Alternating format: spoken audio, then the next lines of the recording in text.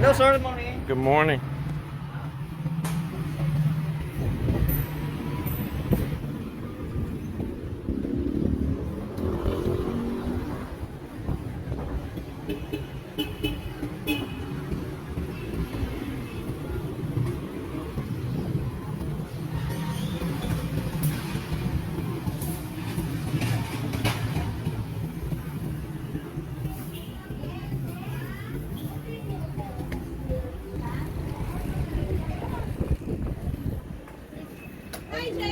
Good morning. Do you have What's that? It's Are you vlogging? right in your face. My God! See if you have stranded number 14 green wire. One box? Yeah, a whole box if you have it.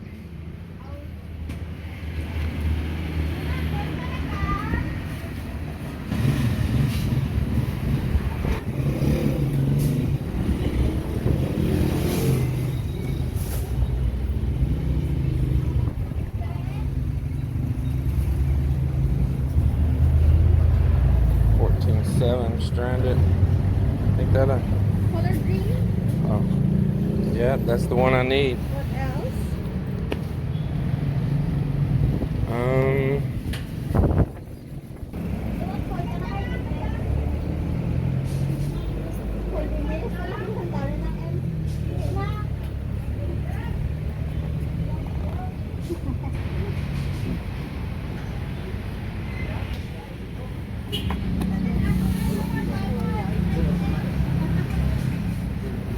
What's the prices on each one of these?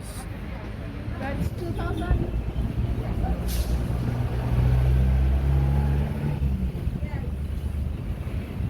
Per box is 2,088 pesos. 2,088 pesos each.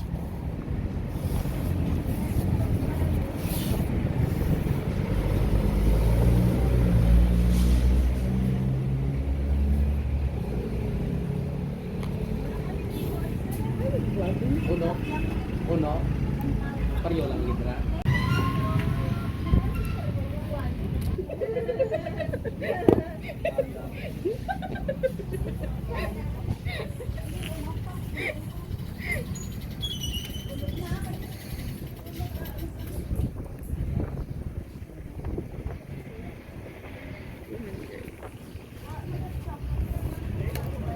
What are you doing? Are you vlogging?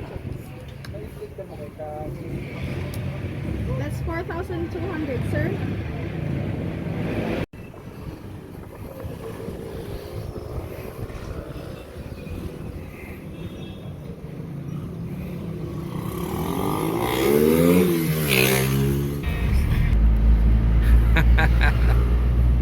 It is mayhem here on the streets.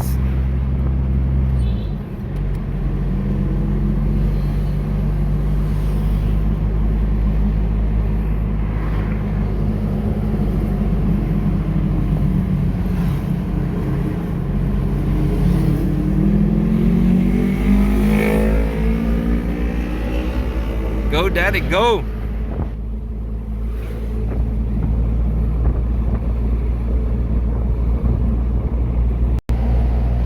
I'm telling you, they'll pass you head on with cars coming. They'll be passing you on both sides, and you're already speeding. You can already be speeding, and they're still gonna pass you. And what's crazy is the jeepneys. They're the craziest drivers there is. Oh my God, they're crazy. And they will pass you. They will do the most dangerous move in the world. Load it with passengers. They go past you. And as soon as they get past you, they pull over to the side to pick up somebody or drop somebody off. Like that 1 second gain makes a difference in the world. They're willing to risk everybody's lives and property and all for that just, you know, Dale Earnhardt move, and then just whip over to the side instantly and pick somebody up or drop somebody off. It is absolutely nuts. To drive here, you better have a lot of patience. Don't get upset and road rage. No sense in cussing. Cussing your own breath, say, you know, you dumb, blah, blah, blah. But don't be confrontational and blowing your horn at them or yelling at them, because it's their land, their rules, you know. Go with the flow. I have one smart aleck wrote, "Oh, I see you assimilated well into the Philippines and you crossed the line and this and that and da da da da da." Like, boy, you just don't even know driving here. You're gonna try to drive underneath some American rules here and just drive perfect and straight. You're actually going to make the road more dangerous, because you're gonna have so many people trying to get around you and doing dangerous moves to go around you, that you better just go with the flow. I'm telling you, it's kind of like in the US, you know, they'll give you a ticket if you're driving too slow on an interstate, for instance, because you driving slow on the interstate endangers other people. It's the same here.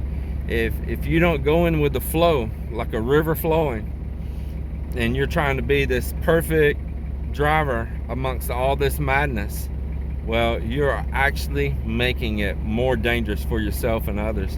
As odd as it is, just flow with the water. Just flow with the water.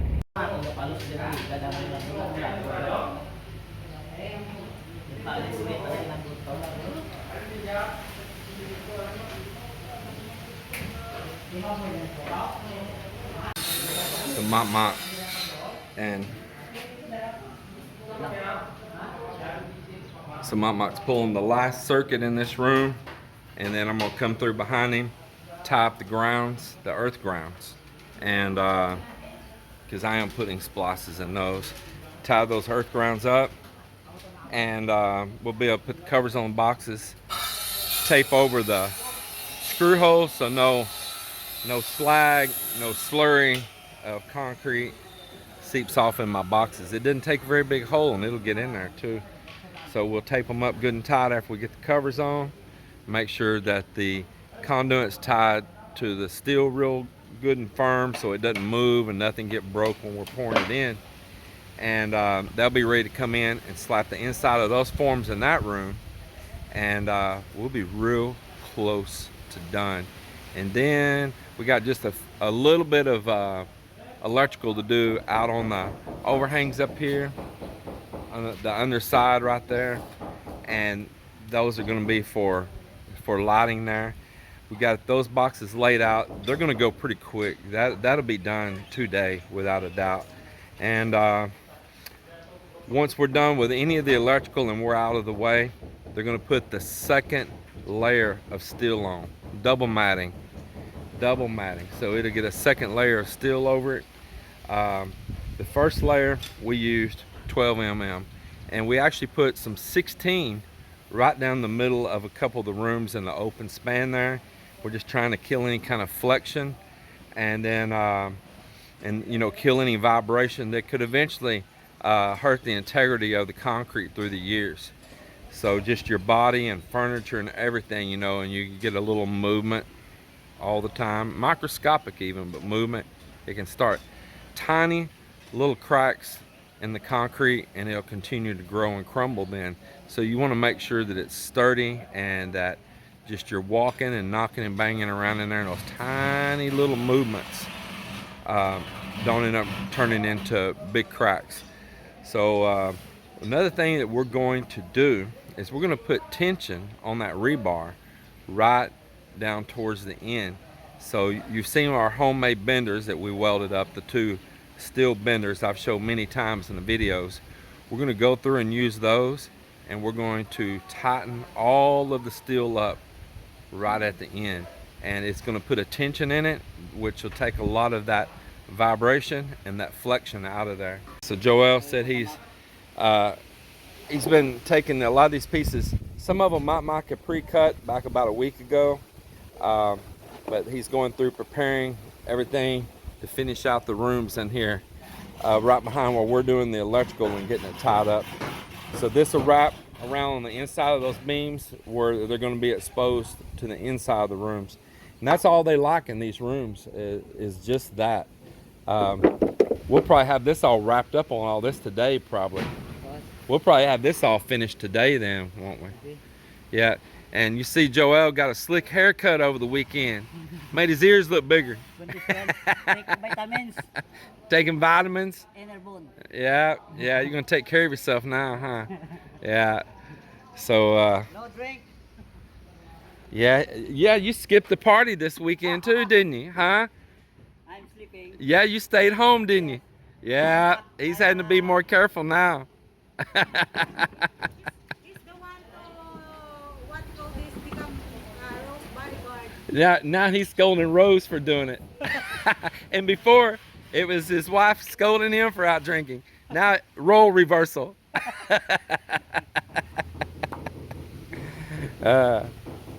take water, I cook rice. So it didn't fit? Small boat, because Uncle Bolong did not label that box. But they don't have to recut that, do they? We can adjust the box. Yeah. But it's okay. That's what is okay. When it that's how good. Oh, I'll cut a little off of it.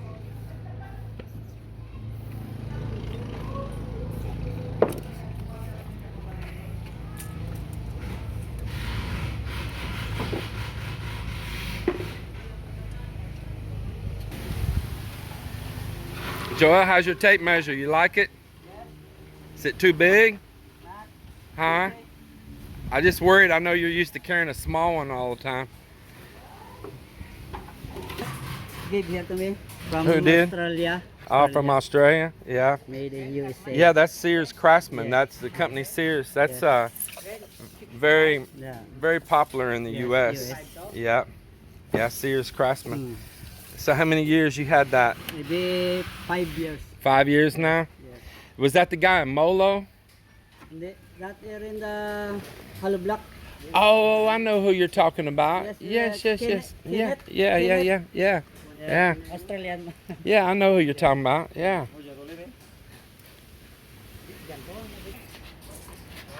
So I see you're about to start up a fire here, Melly. I'm going to boil the water Oh, you're just gonna boil water right now? and I'm going to start cooking But you're gonna make that squid adobo today, though, right? with adobo and some vegetable that I harvest here in my garden. The climbing spinach. So this is from your garden right here. Yes. Isn't that nice? Right out of our yard here. Yeah. Man, isn't that wonderful? I'm going to add a mango bean. It sounds good. So then, what we got right here? I toast some squid for adobo, like you said, and then pork. This one is the cucumber. I'm going to make it a salad later. Man, cannot wait. After treating ourselves with lasagna, I need to eat a healthier food this week. There you go. We need to balance it.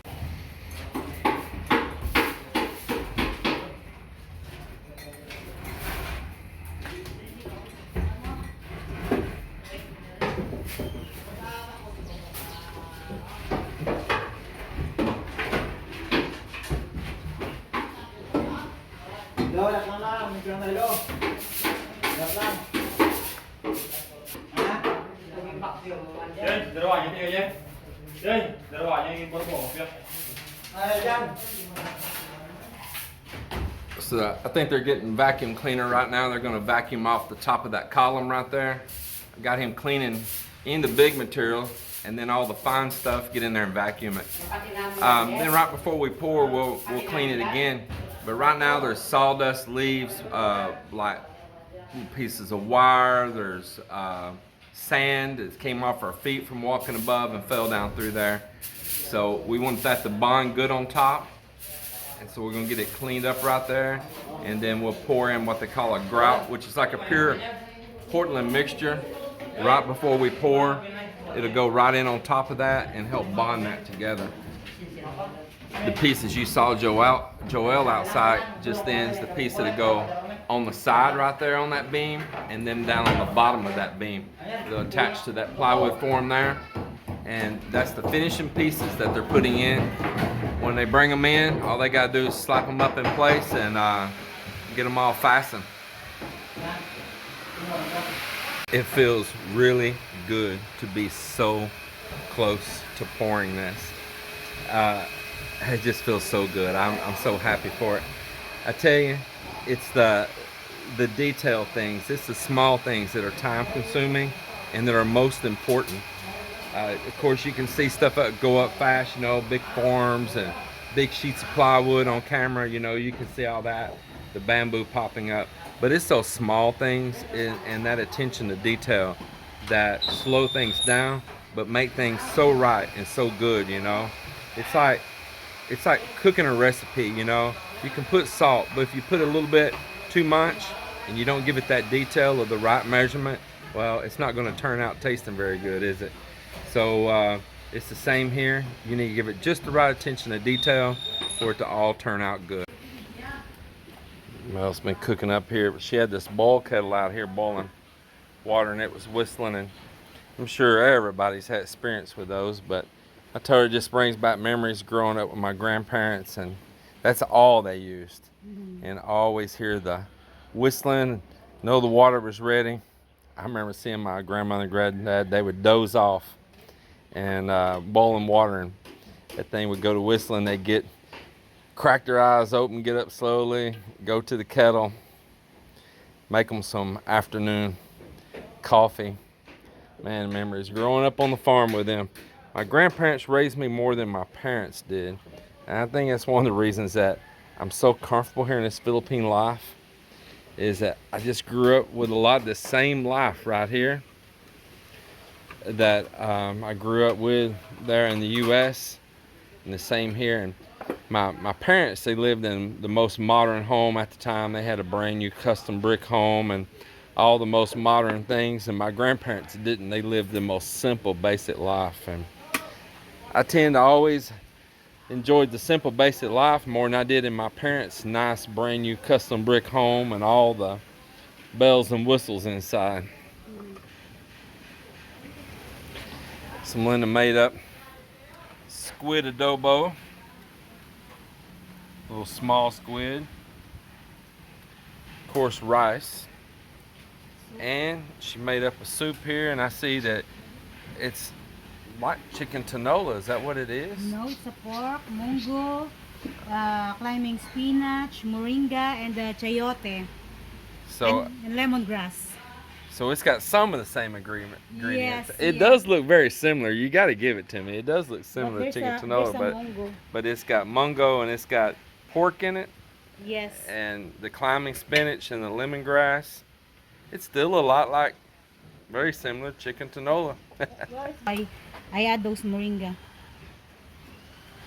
Man, does that look nice. It smells so nice. Actually, I'm more excited for that than I am the adobo squid. See, you sliced up some cucumber over here. What are you going to do with that? It's up to you if you want vinegar Just or not. some vinegar and all with it. Yeah. No, it's good with nothing, actually. Yeah, that's right. Yeah. Mm, Maybe raw. I love cucumber.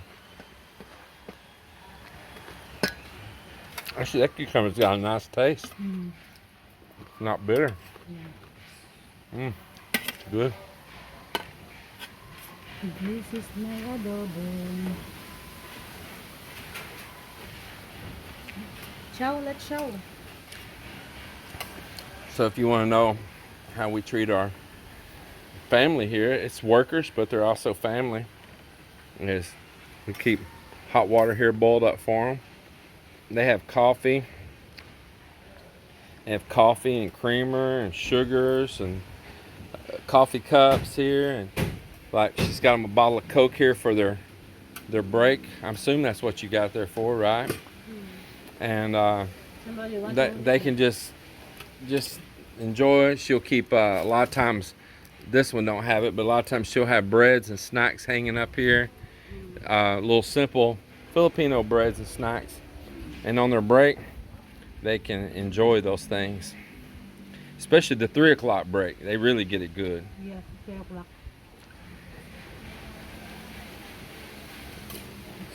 You know, when you're working, wouldn't you enjoy to, on your break, have a little cup of coffee or something, you know, and all that? So, you know, we just treat them the same as we want ourselves. Well, it's after lunchtime now, and everybody's back here and back busy again. and Mike has picked back up on where him and I was working earlier. We laid out all these boxes. We got the boxes tied down to the form, and at this point we are pulling the conduit and all the wiring. This is coming up here. Don't have all the wires in it yet. This will be right here next to a column. There'll be just a little piece of short wall come out by the column, and there's going to be light switches in that when you come in the door up here off the back of the house by the beach. So we're going to wrap that all the way around. He's working down the sides down now and around the front. I maybe got about 6 boxes left to go. Jump conduit between. Then there'll be another conduit up in the front, coming up by the front door just like this, and we can have a 3-way switch to where we can come in from the front or the back and turn on those lights down below. And of course there'll be lights just like it above up here underneath too, but this will be our main place we're going to be controlling the lights from. Now, I'm always saying the front of the house and the back of the house. Well, there's a unique thing about a beach home. It's kind of like it's got 2 fronts. You got a lot of people that walk the beach down through here, and they're looking at it from what you might consider your backside, and you want the house very presentable from the back. At least I do. And then you've got the street side inside the subdivision here, and you want it to be very aesthetically pleasing as well from the front. There's a lot of homes that only look good from the front, and the back is just completely utility looking and hiding stuff away and stuff stacked up and all that. I was getting ready to leave just now to make another run up to hardware, get a few little items we found we need. And my brother-in-law, one of them, come around to me holding a brand new roll of number 12 stranded wire. The nice wire, you know, 12 gauge stranded wire, 12/7. So asked me if I wanted to buy that. So I noticed there was a motorcycle parked out front through the window. I didn't recognize that bike. I was already about to ask who's that bike belong to. So my brother-in-law, he said, I don't know this guy, but he wants to sell this roll of wire, a brand new box of wire. I said, how do I not know that that wire is not stolen from another job site or a hardware place or anywhere, right? Stolen material. And he said, I don't know. I said, do you know that guy that's selling it? And he said, no, I don't know him. And I said, so we have a guy here at our build site trying to sell materials that he can't tell where it came from, and could be looking at our stuff to steal as well. So I said, no, I do not want to buy it. Of course, they think I'm crazy because it was a good deal, you know, it was saving about 600 pesos on a roll of wire. I said, you know, what if that guy stole our materials here and stole my roll of wire and was taking them to some other place and selling our stuff? And I remind him of a guy that came here one time long ago, 2 years ago, trying to sell bags of Portland, and turned out I wanted to question where he was getting that. It was a local tricycle driver, and he was swiping that from another job on the other side of town and was bringing it over here and trying to sell it to us. And I told him I do not want that Portland on my property. And as I told just now to my wife and to 2 of my brother-in-law standing there while we're having this discussion behind the house, I want this house built off honesty and integrity, right? And if you are buying stolen materials, karma's going to come back and get you. It is. It's going to come back and get you. I said I want complete honesty out of this house, even if it costs me an extra 600 pesos. That's just 600 pesos, and I can rest at night with a clear mind of where my material came from. It came from hard work and integrity.